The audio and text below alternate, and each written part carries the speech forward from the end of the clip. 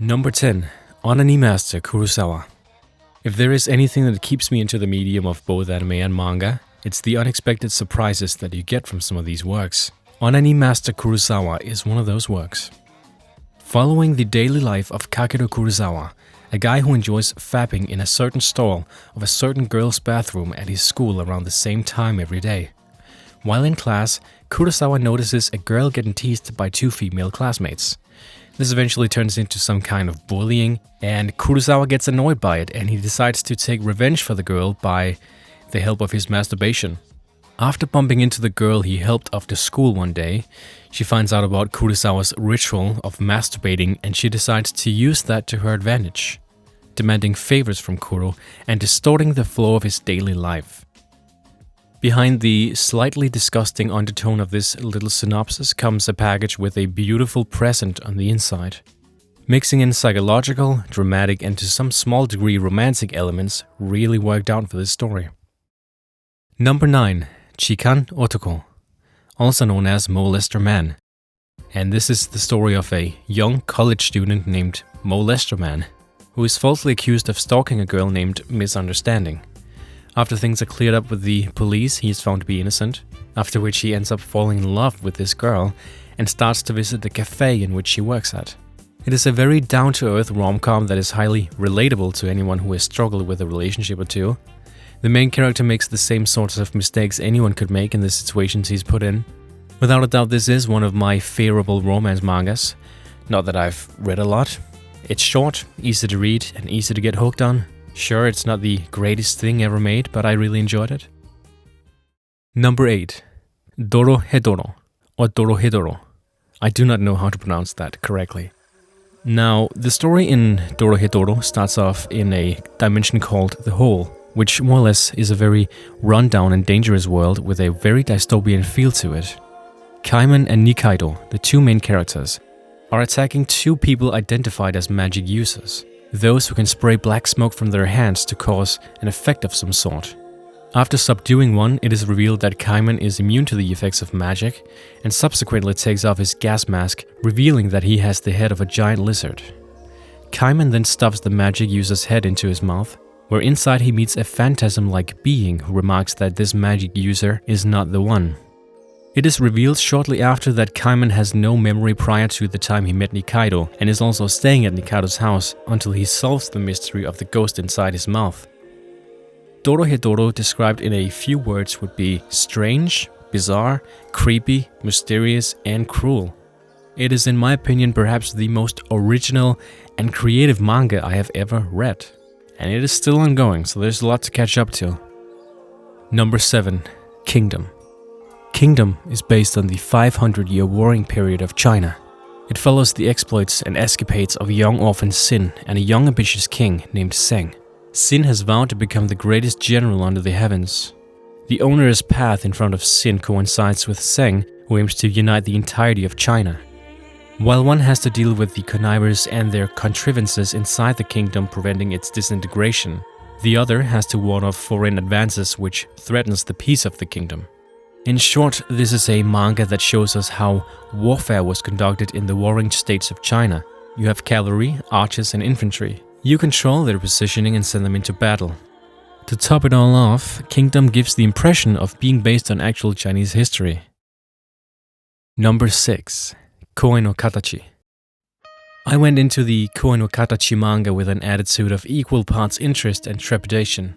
What I ended up getting here was a marvelously written story that completely shattered my expectations. A high school boy tries to make amends to the girl he bullied in 6th grade, but also needs to learn to forgive himself and others.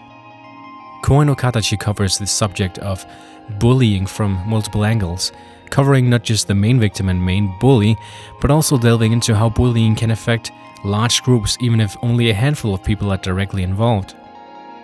I previously urged people to check out the anime movie adaptation of this manga in my top 10 anime movies lists. Likewise, I consider this a must-read for anyone who is looking for a Seriously compelling and emotional manga. Number 5. Eden, It's an Endless World. There is always the worry that another pandemic like the Black Plague would strike, crippling the world that we live in today. Eden's story is framed around the notion of the world hitting its reset button. Plagues, natural disasters, extreme climate conditions, black holes, and more threaten everyone. The characters are understandably bitter about all this, but most spend only a few moments pitying global issues.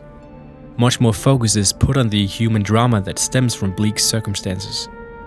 Eden, It's an Endless World is a seinen sci-fi action drama that looks into the aftermath of such global events.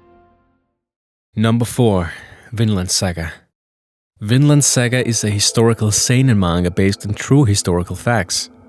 Thorfinn, the story's main character, is son of one of the Vikings' greatest warriors, also known as the Troll. But when his father is killed in battle by the mercenary leader Askeladd, he swears upon his intent to get revenge.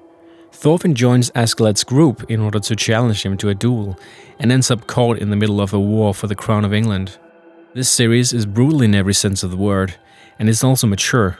There's no shortage of graphic carnage and gory battles, but any mangaka worth his or her salt can splash some buckets of blood around and call her story mature. Where the story earns its praise for maturity is in how it handles the brutality. In some way, every character has to react to the violent culture of the Norse, and their reactions are critical in determining their personality. Some embrace it, some run from it, some try to change it through politics, some find solace in religion, some despise it and lose themselves in the hatred of others. This manga actually successfully uses the brutality as part of its main theme, but Vinland Saga doesn't wallow in nihilism either. It has rays of hope, not easy to reach, sometimes not possible at all, without going through hell first, but still real. I will say this is one of the most epic mangas in my current arsenal. Number 3. Homunculus. What does it mean to be human? Who am I? Questions like these have troubled protagonist Nakoshi-san throughout his life. He isn't a salaryman, he isn't a homeless guy, but he lives in between these two worlds, in his car, next to the expensive hotel and the park where the homeless people live. He is destined to try and answer these questions once more, when he accepts the offer of a weird medicine student to be a guinea pig in the experiment of trepanation. A little hole is made in his skull in order to test if his sixth sense really exists.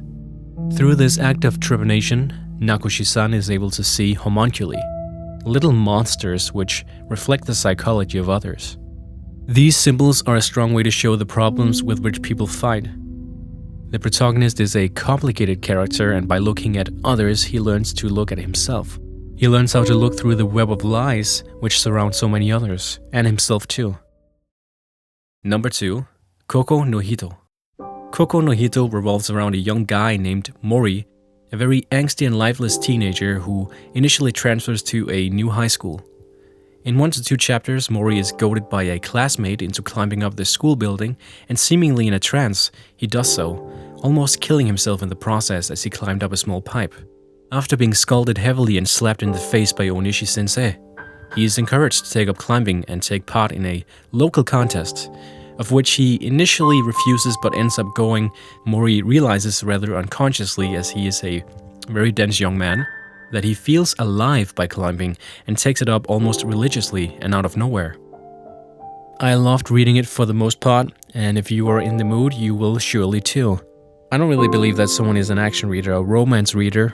I mean, sure, people can have preferences, but I just think you have to be in the right mood for certain stories. Number 1. Oyasumi Punpun. I can summarize Oyasumi Punpun with just a manga which tells the life of Punpun.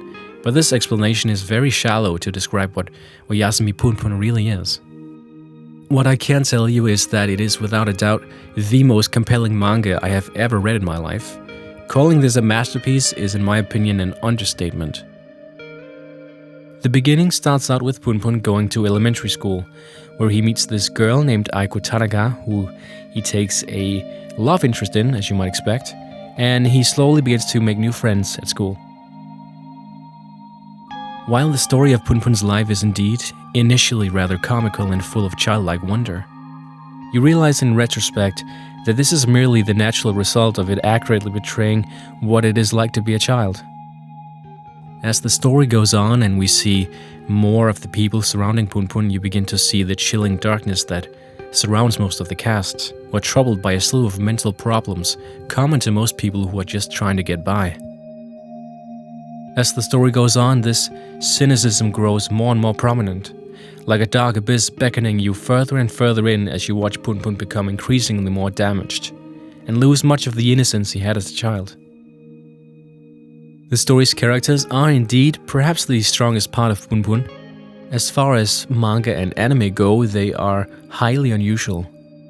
Most of them cannot really be called good people, as they frequently display acts of pettiness, depravity and self-destruction. This is, however, contrasted by their moments of selflessness, compassion and love. The result is actually uncannily lifelike, as most people are extremely complex and do not easily fall into arbitrary categories of good or bad. Through its characters, the story represents the darkest parts of humanity, the side of us that nobody wants to acknowledge. Bleak and depressing, Oyasumi Punpun is proof that the literary significance of manga can rival that of classic novels and serves as a testament against all that believe manga to be deficient in literary value. To say that I traditionally enjoyed Oyasumi Punpun might be a stretch. From the beginning, this manga had intended to make you feel and reflect, not read quickly and finish with a satisfied feeling in your chest. I have a hard time believing it myself when I think back, but I actually cried like a baby during certain parts of the manga. You may not get that outright emotional, but I can almost guarantee that you will feel depressed or devastated